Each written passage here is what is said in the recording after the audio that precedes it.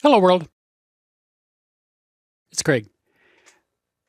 This little bit of video magic is brought to you today by this reproduction solid-state music VB1 video board. Let me turn this off so we can get a good look at this. In the last video, I showed you this workalike solid-state music CB1A, which is an 8080 based S100 single board computer. And when they offered this processor board, they were expecting it to be either used as a blind system with no user I/O, or with their I/O4 board and a terminal, because the I/O4 has serial port on it, or they were planning on using this VB1 video card and then a monitor and an ASCII keyboard.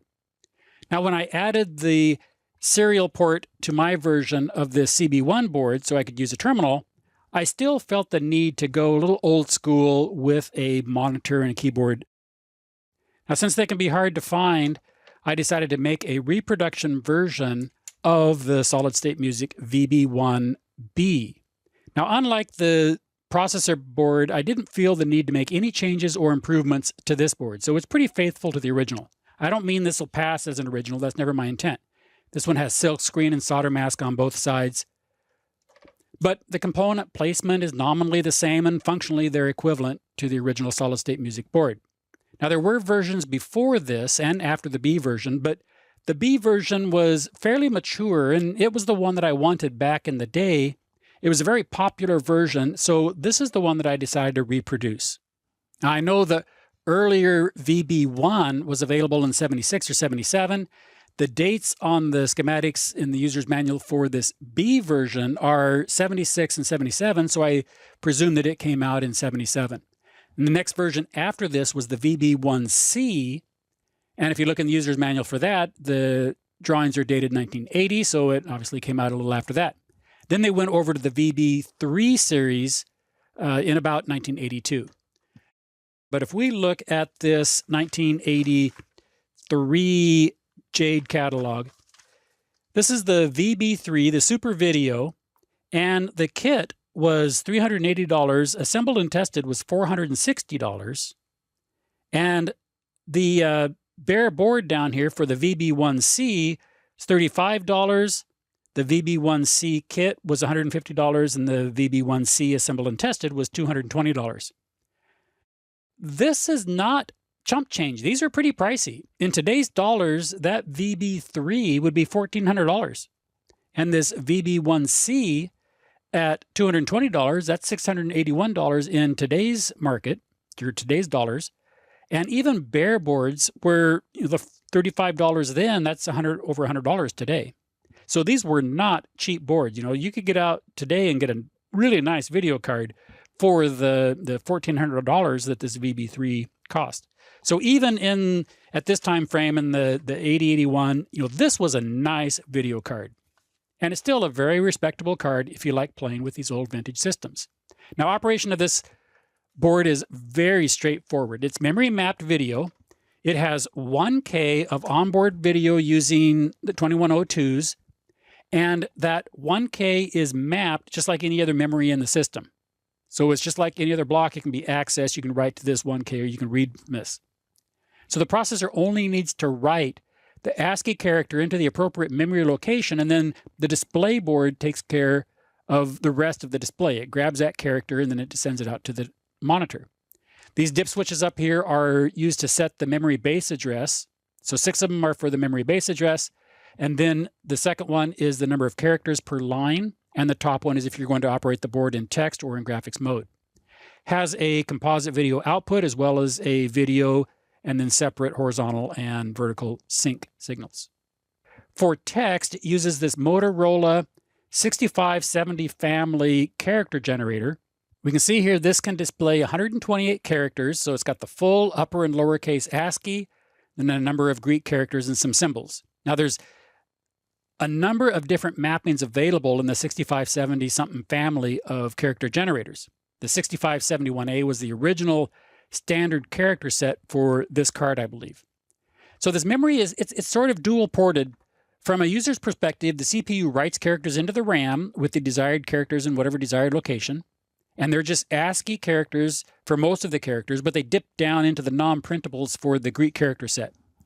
Here on the display, I just incremented through the memory and I wrote from 00 to FF. So this base is at B000 for this card. That's what I have the dip switch set for. This group with the most significant bit low is at B200, and this group with the most significant bit high is at B300. Since the ASCII only needs 7 bits, when it's in text mode, the 8th bit determines if it'll be white on black or reverse video black on white. Independent of the CPU filling the memory locations with the character that's desired, on the other side, the video board, it just has some counters. They're just continually sequencing through and addressing a memory location. So it pulls the character out of memory and sends it to the 6571 character generator to get the raster pattern. And then it shifts that bit pattern out the video to create that one line. Sometimes you can see glitches as the display raster and the character write into memory interrupt each other. As it updates, you can see little bits of snow or little glitches that occur around the display. And as I remember, the next version of this board, the VB1C, one of the things it does is it inhibits one or the other to prevent that from happening so you don't get those little glitches. But it doesn't particularly bother me on this one. Now, if the graphics mode is enabled, then reverse video is not available, and that 8th bit determines if the output is going to be a character, so that that data is sent to the character generator, or if that data is interpreted as a graphic character. We can see if I switch it here on the screen, the upper text with that bit low is still text, but the bottom portion where that bit was set high for reverse video, now those are graphic images rather than reverse video text. So it's nice that you can easily mix text and graphics. Well, as long as you don't want to have reverse video text in with your graphics. Now, when it is in graphics mode, each byte becomes a 6-bit pattern. So the most significant bit is graphics or character. The lower 6 bits are the pattern, and so it's 2 bits wide and 3 bits high, and that's the pattern that creates one element in this overall 128 by 48 pattern matrix. But the loading and output process are the same, whether it's text or graphics. The CPU still just loads the RAM and the video card, sequences through the addresses and gets each matrix pattern, and then shifts it out to the display pattern, to the display monitor. So now, if you're into vintage hardware, this video card and the CB1A 8080 single board computer, they make a nice vintage pairing. Video drivers are available for this. They're listed in the back of the user's manual. So in using this, the simplest way to do it is to use the video driver. You simply put your character into the C register, call their driver routine, and it outputs it to whatever the current location is on the screen. And their driver can also interpret control characters, so it allows you to freely move the character around, either up, down, or back, forth, or whatever you want, wherever you want the characters to go. Now, that's one of the reasons I like this card. It's bonehead simple to use. The video drivers and the graphic drivers are just very, very straightforward. Now, in this little setup, I have these two. I've got the CPU card, the video card. I have a little CRT monitor over here and an ASCII keyboard input. Now, I'm still working on the solid-state music resident monitor, so for now, I'm using both interfaces. I have a serial port connected and a terminal running on my computer over here, and so I can download software directly to the CPU board.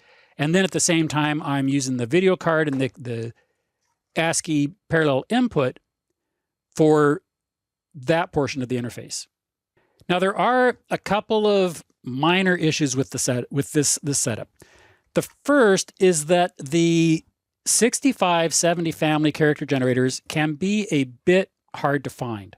However, I don't see any reason why that couldn't be replaced with a 16K EEPROM and a little adapter board made to swap around the pins. So a 2716 should be plenty fast and have enough address lines to replace the 6570 family character generators. Now, a second solution to the character generator is to just use the next generation. Motorola came out with the 66700 family, so like the 66710. Now this next generation character generators, they don't require the plus 12 and minus 5 volts that the original 6570 uses. They're pin compatible, so if you find the right one, you can just plug this in and use it instead of the original 6570 family. But you need to be forewarned because not only are there different character sets, so the numbers in the families indicate what character sets, but also there are different raster modes. So you can raster this from the top down of the character, or you can raster from the bottom up. And you need to make sure you get the right one. So your excitement of getting a good buy on a 6570 will be tempered if you install it in the board and it's the wrong scan mode and all of your characters wind up being upside down if it was the opposite raster mode. Now, if you can't find them elsewhere, I probably have more of these 6571s that I'm ever going to need. So, contact me if you need one, and I'll probably I'll sell some of the extras that I have. Now, the second problem that comes up is finding an ASCII keyboard. They can be really hard to find. So for that, I'm using a reproduction GRI 756 keyboard. Now, these are available from Ian Lockhart down in California as a bare board with a keyboard controller, or as a kit with the keycaps. And I'll put Ian's contact information down in the description. Now, his keycaps are a major selling point. They're not like those cheap little printed keycaps that I have for the SDK. These are some serious commercial grade keycaps. So they're very nice. Now, since these are just Cherry MX keys, you can use whatever keycap you like. But these are very nice, high quality keycaps, and I would certainly recommend them. They give a very good feel to this keyboard. The rest of the parts in the keyboard, they're easy to get. It's an easy build. I'll come back to this keyboard probably in another video, but the main takeaway here is that it works with the CB1A, which requires an ASCII input and a positive going strobe to latch the data into the 8212 input port. So it's just an easy build to make up a little cable and connect it directly to the CB1A processor board. Now, as usual, I will be giving away the extra bare boards for the solid state music VB1B. The same conditions as always. You pay the shipping and promise to assemble it and get back to me with any issues that you find. Before you decide if you want a bare board, though, there is one patch that I would suggest making that's a little bit different than the schematics in the original solid state music documentation. The original solid state music design, or at least in the schematic in the manual, it didn't leave a sufficient back porch on the vertical sink, and so there's some